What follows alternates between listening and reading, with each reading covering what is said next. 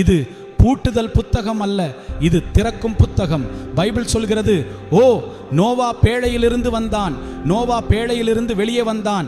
ஆம், மோசே வனாந்தரத்திலிருந்து வெளியே வந்தான், ஆபிரகாம் மெசபடோமியாவிலிருந்து வெளியே வந்தார், ஜோசப் சிறையிலிருந்து வெளியே வந்தார், பீட்டர் சிறையிலிருந்து வெளியே வந்தான், பால் கப்பலிலிருந்து வெளியே வந்தார், டேனியல் லைன்ஸ் குகையிலிருந்து வெளியே வந்தார், ஜான் பாட்மோஸில் இருந்து வெளியே வந்தான்.